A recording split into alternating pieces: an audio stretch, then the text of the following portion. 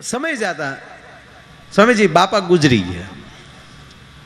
એનું 12મું 13મું જે થતું હોય એ બધું કરી નાખ્યું.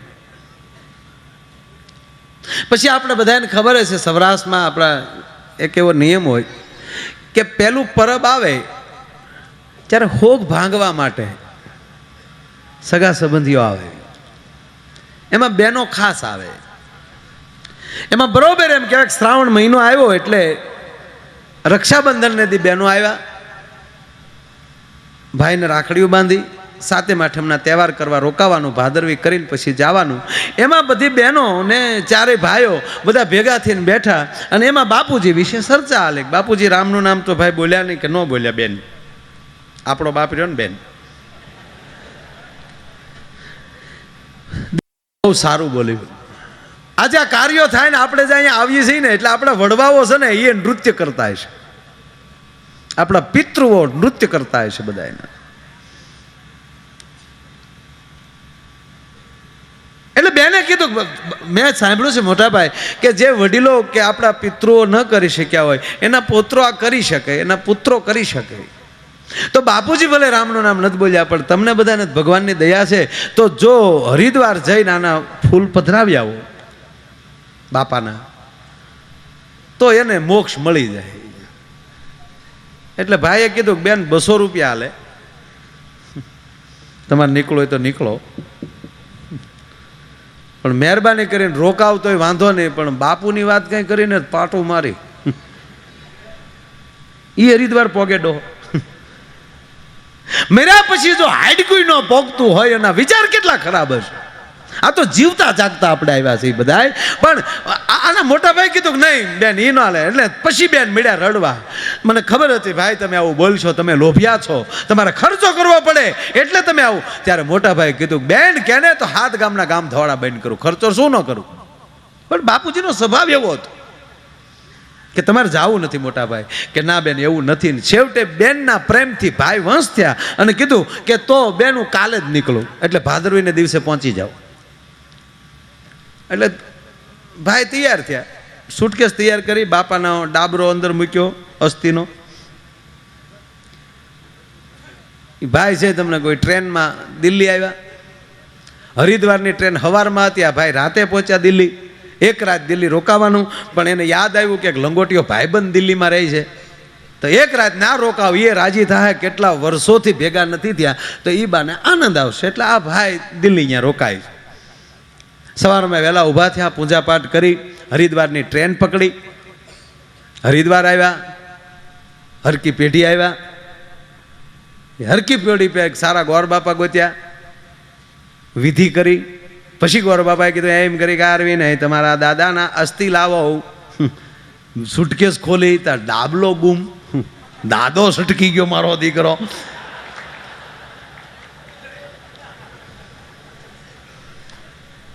ઓલાને થયું કે દિલ્હી મારા મિત્રના ઘર સિવાય ક્યાંય હું રોકાણો નથી, તો ભૂલથી કદાચ ત્યાં રહી ગયો હશે. એટલે ગોર બાપાને કીધું બાપા કાલ આવ્યું. પાછો ગયો દિલ્હી, મિત્રના ઘરે ગયો. એટલે મિત્ર પાછો રાજી થયો, કેમ મારો બાપ, કેમ બધું કામ રેડી? કે રેડી હું, ડાબલો ભૂલથી તારા ઘરે રહી ગયો છે, મેં બારો કાઢ્યો નથી ને મારું કેમ થયું? જોજો એ તારા ઘરે નથી પીડ્યો ને. હવે સાંભળજો તો ઓલો મિત્ર હું બોલ્યો, એ કે મારા જ ઘરે હશે. કેમ? એના પત્નીને મહેમાનના થેલા ખોળવાની ટેવ. એ તો એને જ ખબર હોય. એટલે ઓલો સીધો રૂમમાં ગયો, એની પત્નીને બોલાવી. એને મિત્રને કીધું તું ઘડીક બેસ બેઠક રૂમમાં ગયો. ત્યાં એની પત્નીને બોલાવી, સોનિયા. એટલે એની પત્નીનું નામ હતું કેમ કેમ બોલે ઈજારો રાખ્યો કોઈ, Sonia please come here. Sonia તરત આવ્યા બેંગોલી સાડીમાં.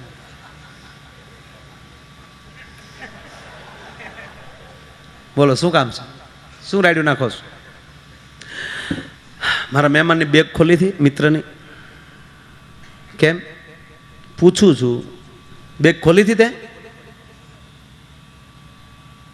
એની પત્ની કે તારથી પૂછાય કેમ? આ ખૂબ ભણેલા આમ જ હોય. તારથી પૂછાય કેમ મને? મારી ઉપર ભરોસો નથી તને? કે કેમ? કે કોઈની બેગ ખાલી ગઈ? એટલે જ પૂછું છું. આ મારો લંગોટિયો ભાઈ બંધ, અમે હારે ભણ્યા ગામડે. તારો મિત્ર છે આ? કે હા. તને ખબર ન પડી રાતે મેં કેટલું બેઠા? હા મને લાગ્યું, પણ મને તો એમ થયું કે હવે શું હોય. તારો મિત્ર છે કે હા? આવો મિત્ર તારો લુખેશ, બેગમાં કાંઈ મળે નહીં, અને કેવો ગંધારો, અંદર ડાબલો ને એમાં હાડકા રાખેલા. અરે ગાંડી, હાડકા નહોતા, એના બાપના અસ્થિ હતા. ડાબલો ક્યાંથી લાવ? એ તો મેં નાખી દીધો. કે ક્યાં? ગટરમાં. આ ભાગ આવતો તો દીકરો હરિદ્વારમાં ગંગાજીમાં નાખવા, સાહેબ તા દિલ્હીની ભયાનક ગટરમાં ગળી ગયો. અરે ગાંડી, ક્યાં નાખ્યા? દેખાડી ગયા. સાહેબ ઈ તો ગયો ગટરમાં, પણ મિત્રનું એક દી ખાધું એને નાખ્યો. મિત્ર મળ્યો ખોળવા ગટરમાં. અરે ગાંડી, એના બાપના હાડક્યા. એ ગાંડી, એના બાપના હાડક્યા. એની પત્ની ઉભેલે, પણ છું કામ ન જડે, કાલની વાત છે. દિલ્હીની ગટરમાં હારા હારા વૈયા ગયા, તારા દાદાનું પાંચ્યું ન આવે. પણ બોલો બિચારો આકુળ વાકુળ થઈ અને મળ્યો ગટરમાં ફાફા મારે. એક કરે જડી. હવે હેની હોય તો મારો રામ જાણે. એને શુદ્ધમ સ્નાનમ સમર્પયામી.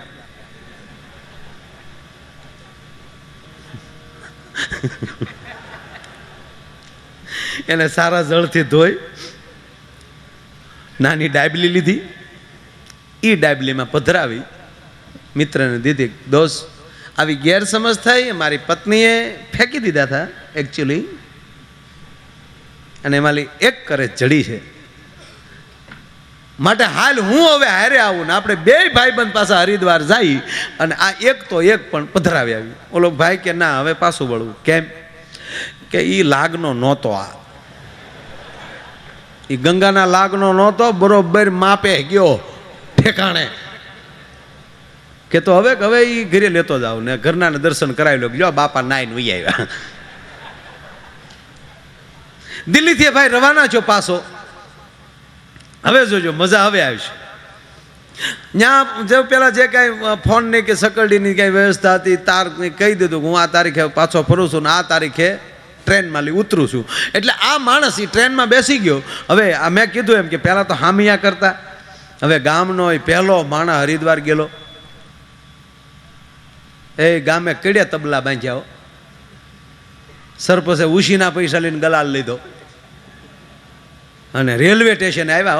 હો, શેરીવાળા આવે સાજા કરો ને ભૂખ લાવો નહીં, ધમધમાટી બોલે.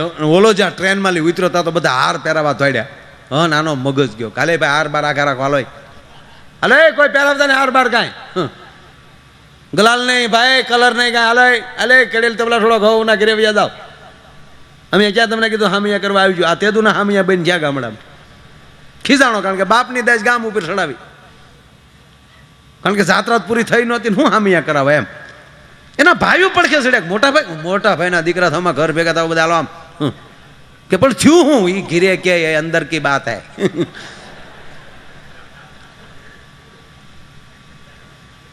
ગામના હો ને ઘીરે વૈયા ગયા ભાઈ ને આવડા તે ચારેય ભાઈઓ ઘીરે વૈયા આવ્યા ને ડેલી કરી બનને ડેલી નહીં ત્યાં હાકળ ચડાવીને હાણસી ભરાવી દીધી. ગામનો કોઈ ગડવો ન જો. પછી બધા બેહીને કીધું કે લ્યો મોટા ભાઈ કેમ શું થયું? શું તમે એટલા બધા ક્રોધમાં ન હોવો?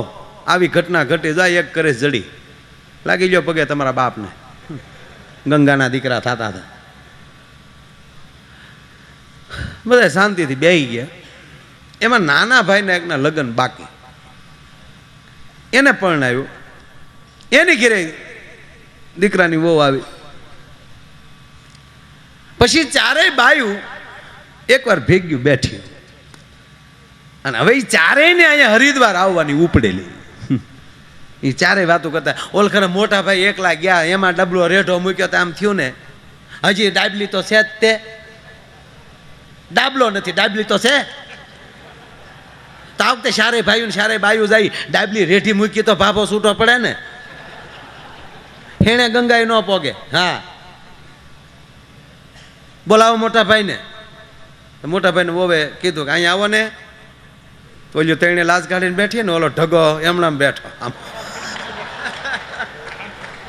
આ બાયું બચ્યું કહે છે હરિદ્વાર જવાનું.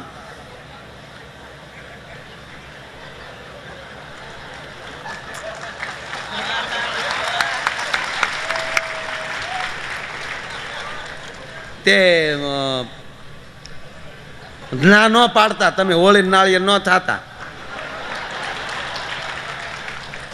ઓલો કે પણ જાવું શું કામ? ઓલી ડાબલી લઈને જવું હોય તો તમે એકલા જાવ, હું નહીં આવું. હું કામ હોળીનું નાળિયેર થાવ સવો? કારણ કે એને જવાનું છેલું. છેલ્લે મોટા ભાભીએ ફાઇનલ કર્યું. ચારેય ભાઈઓ ચારેય બાયું તમને કહું સ્પેશિયલ ગાડી બાંધીને આવ્યા હરિદ્વાર. ઋષિકેશ સુધી વહી ગયા આગળ. પટમાજીને નાવું ગંગાના કાંઠે. ન્યાય ગોર બાપા સારા એક હારે લીધા. અને બરોબર ચારેય ભાઈઓ ચારેય બાયું ગંગામાં સ્નાન કરવા આવ્યા. પણ નાના ભાઈના દીકરાના વહુ બધાથી નાના, એટલે થોડીક લજ્જા અને થોડીક શરમ, એટલે એ હેઠવા પિલોરની પાછળ નાતા હતા. ઘાટ બાંધેલો એને પાછળ એકલા નાતા હતા.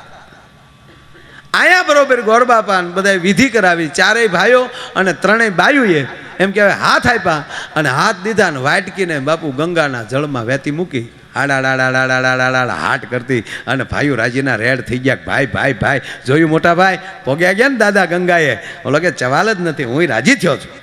એ પાછા તમને કોઈ અહીંથી લોટી લીધી ગંગાજળની. ઘરે લોટી ઉત્સવ કર્યો 1 મહિના પછી.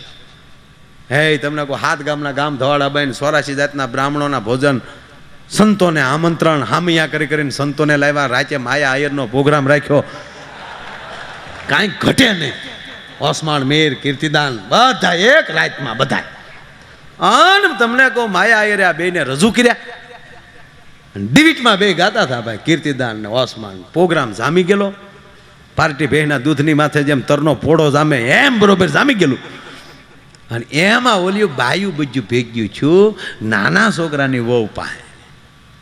એની ફરચ્યું બેહી ગયું. ભાઈ તું તો કંકુ પગલી, તું તો હજી પરણીને આ ઘરમાં આવી તા તો જાત્રાય થઈ અને જોતો ખરી કેવો આનંદ થઈ ગયો. લે તું તો કંકુ પગલી. હે બેન હરિદ્વાર ગીથી તો મજા આવી? અરે બેન હરિદ્વાર તો હરિદ્વાર છે. લે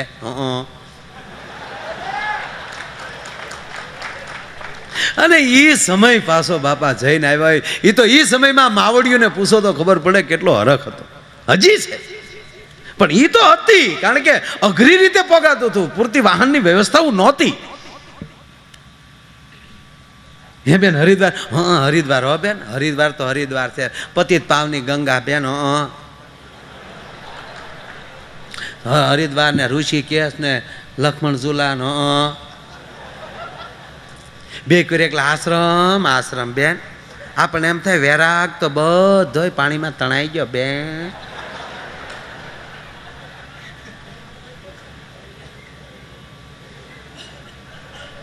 બહુ સારું છે બેન હરિદ્વાર તો હરિદ્વાર છે. લે અરે કે બેન તો તું કેટલી ભાગશાળી. હે બેન ગંગામાં નાહીથી નાહી ન હો કેવી વાત કરતું. તો ગંગાનો પ્રભાવ એવો છે બેન, પગ અડાડો નાવાનું મન ન થાય, પણ ડૂબકી મારી લો તો પાછું બહાર નીકળવાનું મન ન થાય. લે બેન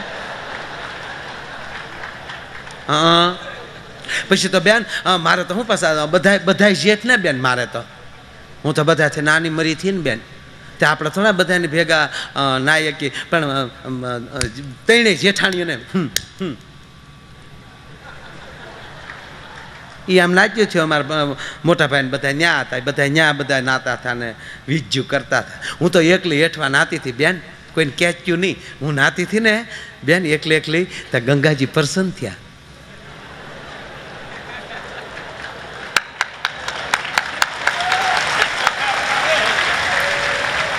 ત્યાં તો ઓલ્યું બીજું ભાઈ કે અરે બેન તારા ગંગા પ્રસન્ન થયા? બેન મારા ગંગા પ્રસન્ન. નાવા હાટું મેં આમ પાણીનો ખોબો ભર્યો ને બેન, ત્યાં ગંગામાં મને ડાબલી દીધી.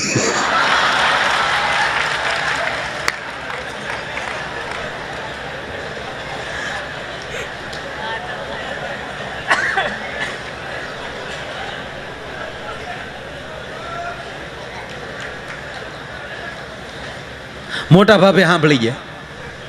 એણે ઓલીને ઈશારો કર્યા, આમ રૂમાલ તો. હા મોટા બેન, રૂમાલ આમ. મોટા બેનની દીકરી રૂમાલ આમ. મોટા ભાભી લઈ ગયા રૂમમાં, બાવણું બેન કરીને હાકળ સડાઈને ન્યાય પછી હાણસી ભરાઈ દીધી. હાણસી